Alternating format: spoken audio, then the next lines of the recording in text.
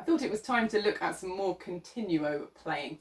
So I've chosen the Handel A minor recorder sonata. We're going to look at the first movement. The edition that I am playing from is this Faber edition, edited by various people, keyboard realizations by various people. Really good edition, very distinctive, easily recognisable by its red cover. Link, as always, under the video to an online edition. But if you want to buy one, I would highly recommend the Faber. So, one of my favourite questions as a continuo player is, why am I here? I think it's the most important question we can ask. Does it matter if the bass line is there or not? Do I actually add anything to what's going on? Can I just keep out of the way? Would it make any difference if I didn't actually play anything? Or have I got a real purpose and something to add in this piece? And I think that generally you have one of three functions. You are either taking a melodic role, you're taking a harmonic one, or a rhythmic one. And you should be able to define every bar, every note in the part that you have according to one or other of those options. And I think the overriding feature of a lot of this bass line, right at the very beginning, is you've got a fabulous melody. It's slightly disguised by the fact that you also have your own bass part. But if we took the bass line out, I think you have a great sweeping melody that goes like this.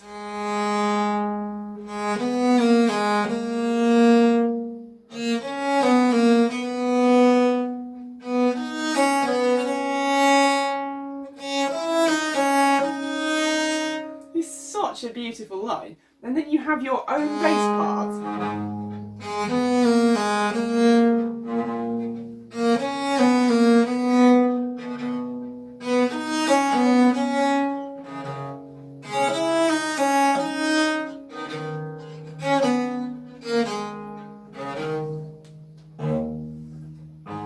And at the end there, you're just providing a harmonic cadence, just putting in the bass. But before it, you have as much to say as the solo recorder part does. So don't get out the way. Let's hear it. There's a bowing issue in here before we attempt to play it through. If we bow straight out,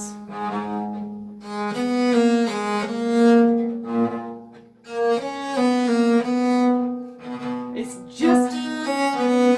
not very tidy, and everything comes alternately opposite ways round. I've opted for a bowing that gets always the triplet on a back bow, and it means we're going to put a tuck here with a tiny little forward bow as we cross all the strings to get back to where we started. So we've moved quite a long way through the bow on the first note, but it doesn't matter because we're going to come back on our fabulous triplet melodic bit, and then we're back at the tip to do exactly the same in the next bar. So we're really carefully distributing our bow. We are using a certain amount of it, but then we're taking the opportunity on the beautifully melodic triplet to recover it all. And it's nice if that triplet comes backwards and the first beat of the bar comes on a forward bow. So that's the bowing that I have settled on. There are other options, but I'm going to do that pretty much all the way through. First note. We get the first note on our own. The recorder player doesn't bother. So we've got to make something of it. We can't just, oh, here's my tune. We've got to play the very first note in a way that the recorder player thinks, got to join in with that. Great key. What can I play in A minor? So it's got to have enough of an invitation behind it that the soloist decides they have to join you. So shall we try it? We're going to give that first note plenty of shape, and we're going to imagine it leading here by way of our bass line at the bottom. Here we go. 2, 3, 1, 2.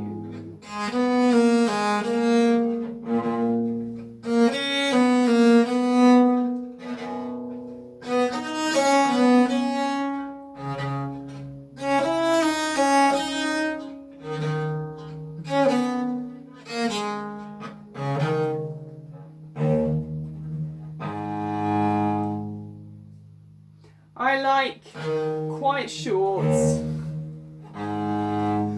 I don't mean pokey or lively and sticky outy. I just think we don't really need that. We're in A minor, we haven't gone anywhere. There's no great news to point out in there. We are just stating the end of the first phrase. In bar 5, after we could look at this and see a melodic line, but I reckon that this rhythm has a really significant part to play through the whole of this movement. If you look at the recorder part, somewhere like bar 24, there's a good indication of this. 24 in the recorder part.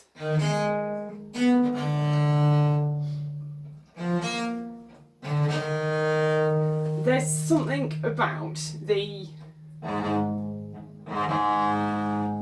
that rhythm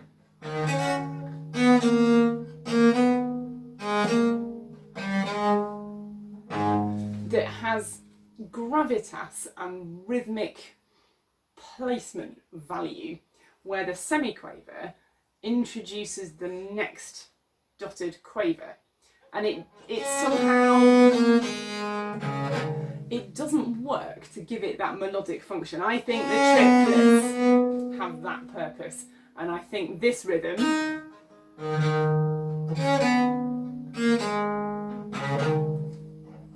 has almost always in here a purpose of rhythmic clarity and uprightness that contrasts, if you like, to the sweeping melodic line that we get in our triplets, the recorder gets in other places. So I'm going to resist the urge in bar 5 to lengthen that out too much. Let's go from the top once more. 2, 3.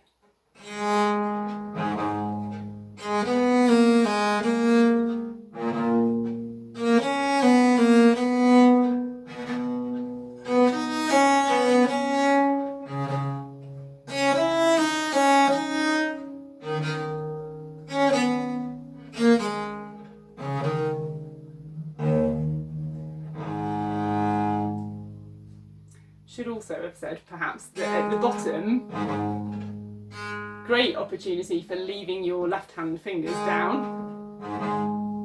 Listen to that note go while you're finding the top note.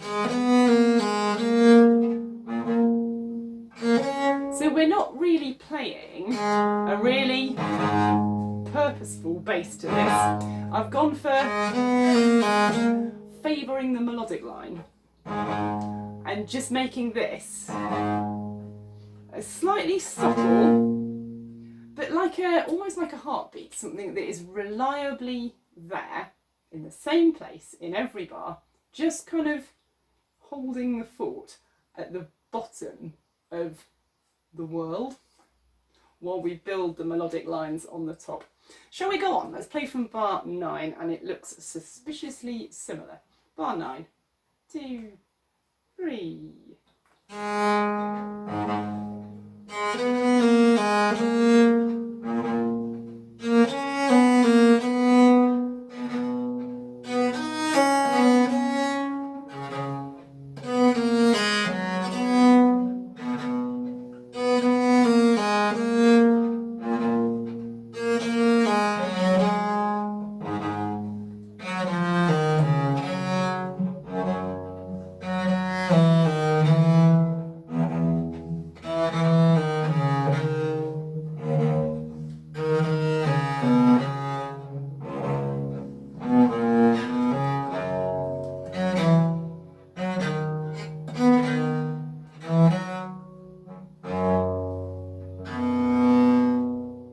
Stop there a second.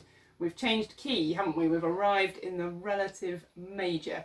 Lots of the bowing in there just works out very nicely. There's a couple of bits of fingering. So in bar 14, I would put a 4 at the start of the next bar, I think, rather than coming back for the open A string, so that the G leads into it.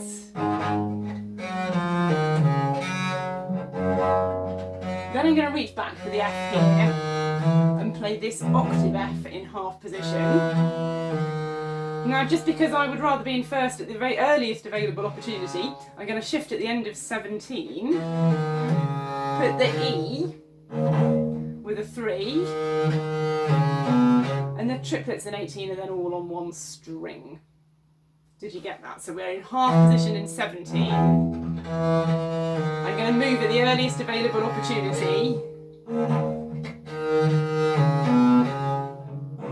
And then I'm going to play this C with a 4, so that it's really connected to the B that starts the triplets. And then I'm in half position for this. You could reach back instead, entirely up to you. I'd rather play in half.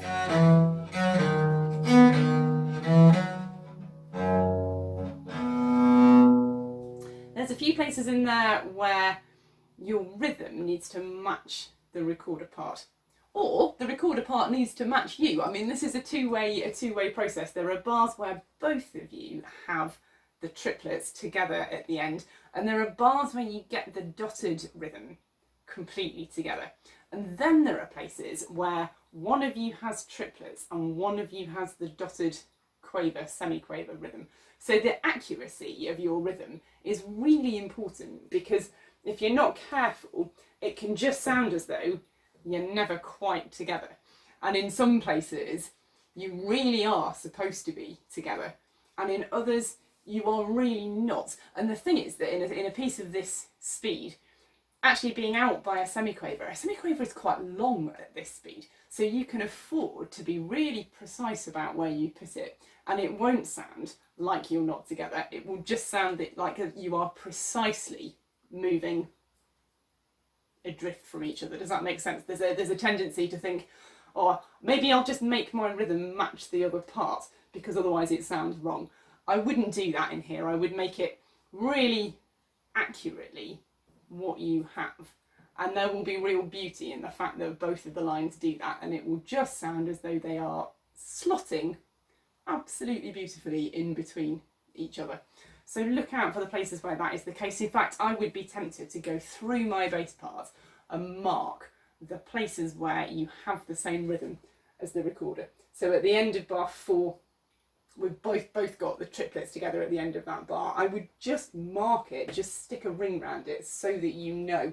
There's a couple of other places where you get the dotted rhythm together. So the start of 30 and the start of 31, the start of 32. We get the dotted rhythm together. Really important to have half an eye on each other. Shall we play on? Let's go from 24. In fact, no, let's not. Let's go back and do 9 again and employ some of those fingering things we just talked about. This is bar 9, 2, 3.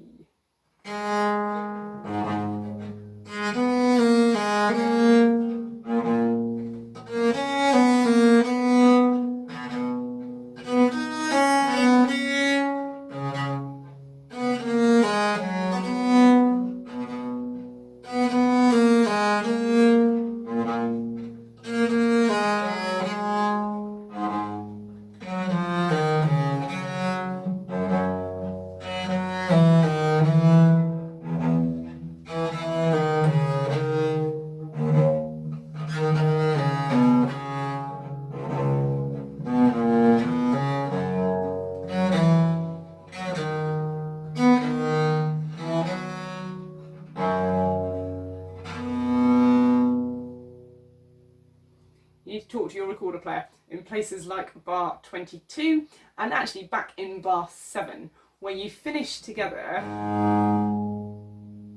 or there. You just need to agree on the length of that crotchet. The recorder part goes on the second crotchet of the bar. They have a bunch of unaccompanied triplety things. So you just need to agree how long is that crotchet. And how much space do they then have before they start their triplets on the second crotchet of, that's 22. Back in bar 7, it comes several times. Shall we go on? Actually, before we go on, I wonder whether between bar 9 and where we just stopped in 22, there is a lot of the same rhythm. There are a lot of bars where you have your dotty rhythm and then your triplety melody. We're just about reaching the point where it's risky that all of that is going to sound the same. I wonder whether there's a difference between the one that starts in bar 9 and, like the beginning, is rising and still rising, but then from 13, oh,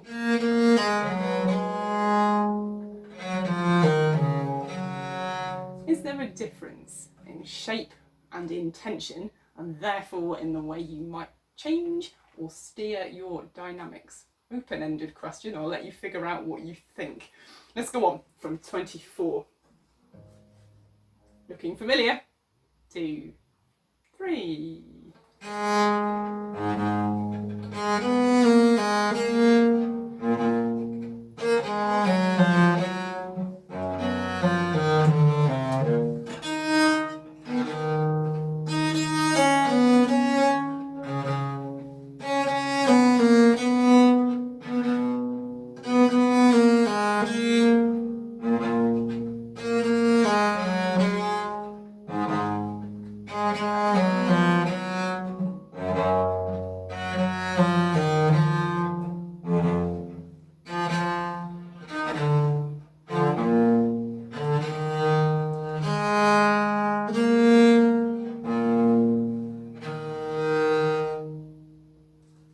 Didn't stay familiar for very long, did it? Although the rhythm remains. You should do this, and it doesn't. Just see this coming, make sure you've got enough fingers. D sharp, C sharp, B. And then what is this? You need enough time, don't you, at the end of 26 to get all the way up there. And it's not where you think it's going to go either.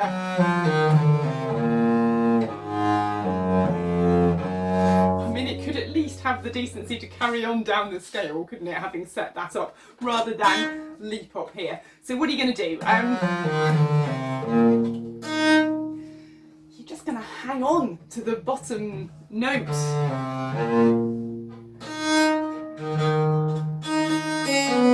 I've put a 1 at the top. You can play a 2, couldn't you? I just find that quite a stretch. So I'm going to hold on to the B at the bottom. And the easiest finger to reach for me at the top in 27 is a 1. So I've gone for that. And it's quite convenient because here we could do it being in first position, couldn't we, at 28.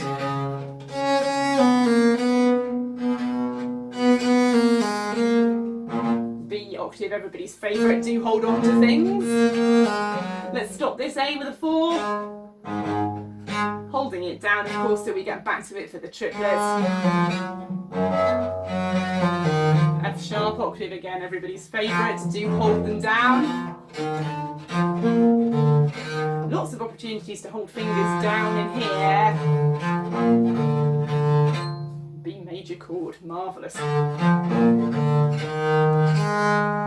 Bog standard cadence, don't make too much of it. Yeah, then leave your recorder player plenty of space to do their knitting in the next couple of bars. Shall we have a go at that? There's got to be a bit of drama, I think, at the start of 27. Don't arrange things to be so convenient that you can play that as though it's just nothing. I think you have to make something of it because it's so unexpected. Let's play together from 24. 24. 2, 3.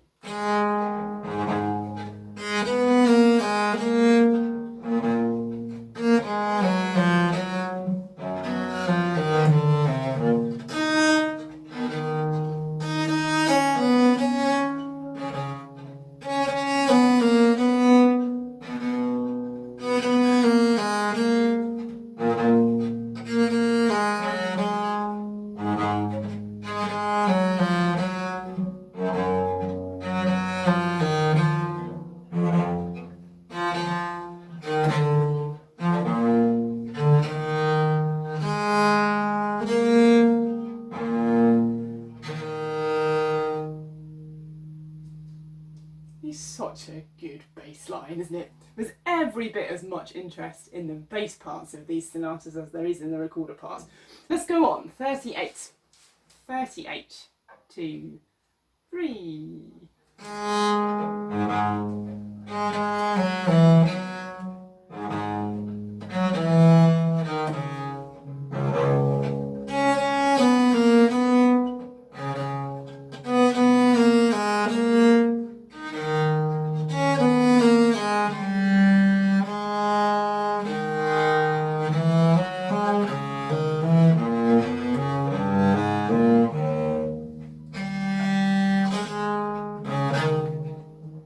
Should we stop there a second just before we finish off? There's a few things to think about in here.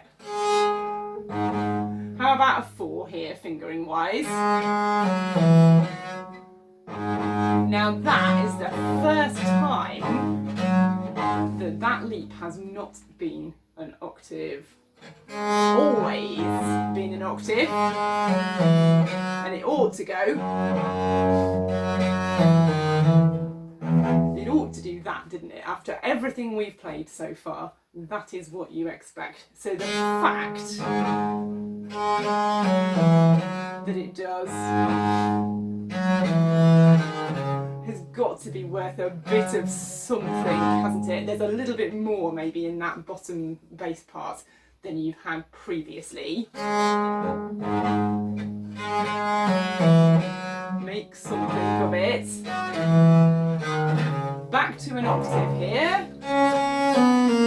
But here, I'm overdoing it. I don't think you should make that much of it, but it's just interesting, isn't it? It should do that.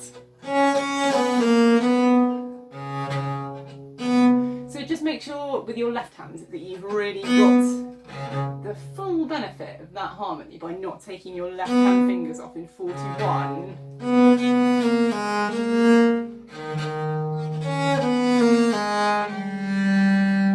That's the first time Nat's done that as well.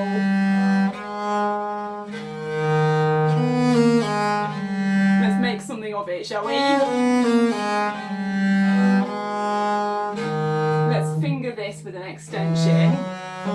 And then 1, 3, 4. Then we've got to cross the string. How about a 2 on the D in preparation for that? Did you get that? So that's 44. We're going to extend back.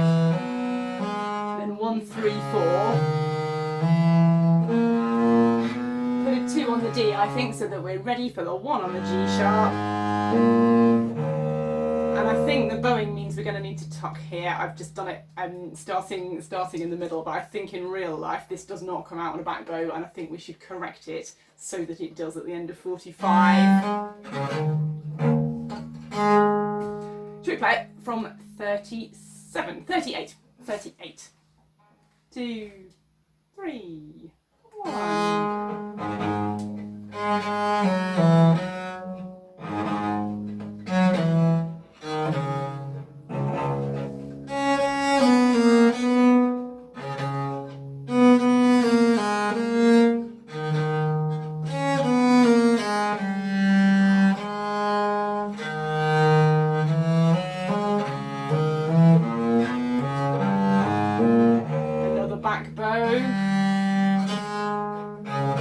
Let's go on.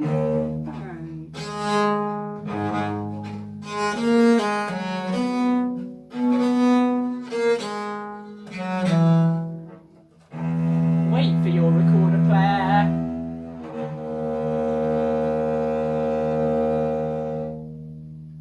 So whatever you do, do not run out of bow in here. Just in case they put half an hour's worth of ornament in there. You'll be pleased to know, or you may not be so pleased to know, that your recorder player is me, so there will not be half an hour of ornament in there. Shall we try the whole thing through with the recorder part in as well? Just see how much of what I've been saying makes sense. How much do you feel as though you are providing effectively a second melodic part? Are you aware of the places where rhythmically the two parts are together? And can you feel the places where you are just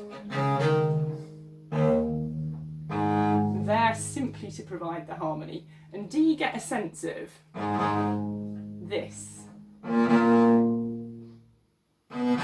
providing that kind of heartbeat all the way through? So in answer to the question, why am I here? I hope you could answer that for every single bar. Would it make any difference if I wasn't here? I hope the answer to that is, yeah, it would be terrible. Let's try it together.